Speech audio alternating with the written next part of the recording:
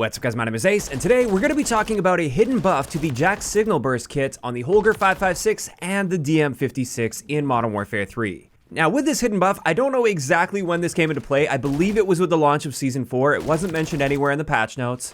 However, since the launch of Season 4, I've seen several comments regarding this kit and how it definitely feels better. So I went in, did the testing, and it turns out this was absolutely buffed, and it's actually really solid right now. So let's start this off with a quick recap of this JAK Signal Burst Kit when it comes to our range, time to kill potential, shots to kill. And as we can see here, with both the Holger 556 and DM56, since this kit can be used on both of them, we have a really solid 4-shot kill or 1 burst kill potential, since this is a 4-round burst, at about 35 to 36 meters. Technically, the Holger has a very slightly longer range than the DM56 here, but they're pretty much the same, and within that range, it kills incredibly fast for this game at 240 milliseconds, but that's just if you can get the 1 burst. The moment it takes you a 2nd burst to kill, just like with most burst guns, your time to kill will skyrocket a little bit, up to 410 milliseconds. So just looking at the raw power, this kit has been quite good for quite a long time. Nothing has actually changed here. However, the one big thing that always held this kit back was its recoil. It's not like it was horribly inaccurate, but it just wasn't accurate enough that you could really consistently get that 1 burst kill, unless you were in really close quarter situations where it just didn't really feel well suited to a kit like this. But with this hidden buff that took place, again, I believe this was with the launch of Season 4, they actually cut down on the recoil quite a bit. So let's start it off with the recoil pre-patch versus post-patch on the Holger 556 using the JAK Signal Burst. And as we can see here, this is a very significant reduction from at least the last time I tested this all the way back in January when they made an adjustment to the JAK Signal Burst. You can see, especially with that first burst, pre-patch, there were some massive gaps between those bullets, meaning that a 1 burst kill pre-patch was really only viable in like super close quarter situations. Whereas post-patch, there's still some recoil there. It's still going to climb on you over time, but each burst is grouped much tighter. And as a result, after this buff, it's going to be a lot more viable to stretch out your ranges a little bit and still potentially get a 1 burst kill. Especially when you get the right attachments on, which by the way, I will be sharing my updated attachment setups with the Signal Burst in just a little bit. But before we do that, it's important to also cover this buff on the DM56, and this is where we see the biggest improvement. As we can see, this kit is so much more accurate on the DM56 by default compared to the Holger 556.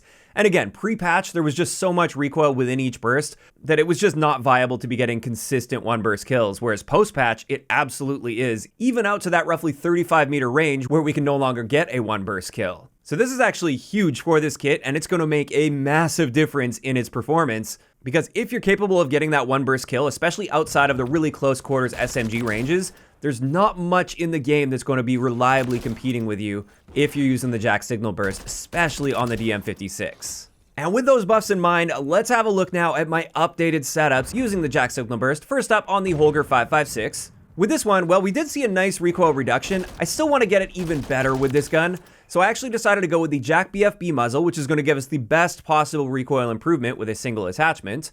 We're also using the SL Skeletal Vertical Underbarrel, partially to help a little bit with that vertical climb, but honestly also to help with our handling stats, because that is something to really consider when creating a build for this. On top of that, we have the Ascent Lord stock, primarily to help with our firing aim stability and our idle sway, which is important with burst guns. And then finally, we have the Intruder grip to help a bit with our handling stats as well, because without this, the handling stats start to get really slow. But as you can see, with this particular setup, there's still some recoil, but each burst is at least quite tight, and most of that recoil is just the lack of recentering between bursts, which you can do manually. So it's pretty accurate at least, and you should see far more consistency with those 1 burst kills. And then when it comes to our handling stats, our aim down sight speed is a bit on the slow side, but it's not completely terrible at 302 milliseconds, whereas our sprint out time, this is quite slow. And as a result, this particular setup is really designed for hanging back and picking people off at longer ranges, which this kit is well suited to begin with. It's also worth noting we see a boosted bullet velocity compared to the base Holger 556 at 849 meters per second. So that's the first one, and it's definitely going to be far better than it was pre-patch. However, it's not nearly as good as my DM56 setup. If I am using the JAK Signal Burst, I'm definitely going to want to use it with the DM56, and honestly, this is my favorite way to use the DM56 now. With this one, we don't need the JAK BFB muzzle, but I did throw on the T51R billeted brake just to get that vertical recoil as controlled as possible for more consistent 1 burst kills. We're once again using the SL Skeletal Vertical Underbarrel to help with that vertical recoil and our handling stats. I decided to go with the 30 round mag on this just because the 20 round mag by default That only gives you 5 total bursts before needing to reload, and if you're running into multiple enemies and missing the odd burst here or there, you can burn through those mags a little too quickly. And then finally, we've got the Holger recoil pad, just for some additional recoil control without harming our aim down sight speed at all. And with this one, you can see we've got an incredibly accurate gun on our hands. There is very little recoil here. In fact, when you put it side by side with the base kit recoil, we're firing 30 rounds in a smaller grouping than we were firing 20 rounds with just the kit alone. So super accurate. One burst should be actually quite easy with this gun. And our handling stats are really not that bad, especially compared to the previous setup. Our aim down sight speed is 280 milliseconds, which is perfectly fine for an assault rifle. Our sprint out time is 232 milliseconds, which is also perfectly acceptable. Of course, you don't want to be rushing around in like SMG ranges with this or anything, but as long as you're not doing that, this sprint out time is perfectly fine. And our bullet velocity is insanely good at 1008 meters per second. And this is a setup where if you guys haven't given this a shot yet since the launch of Season 4, definitely give it a go. This gives me a lot of M8A1 memories from back in the day, and it's now so much better than it used to be. And with that, that is going to wrap it up for today's video, but just a couple other things I've noticed. Some people seem to have missed one of my videos I made previously talking about some other hidden changes that took place with Season 4.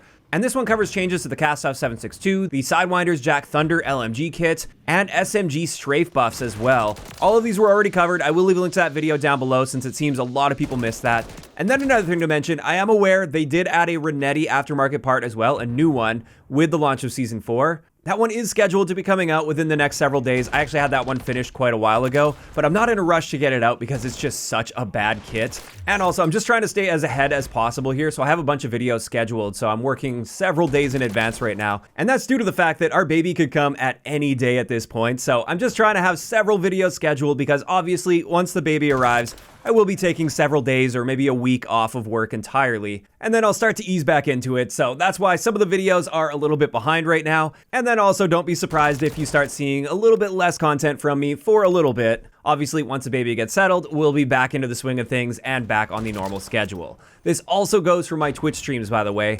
My streams are going to be a lot more hit or miss the moment the baby arrives. I don't see myself doing too many streams within the first couple weeks, so just wanted to make sure you guys were updated on that since I don't really do that too often here on YouTube for you. And there we go. That is going to wrap it up for today's video, and this is where I'm really curious to hear from you guys in those comments down below. How do you feel about this hidden buff to the JAK Signal Burst Kit for the Holger 5.56 and more importantly, the DM56?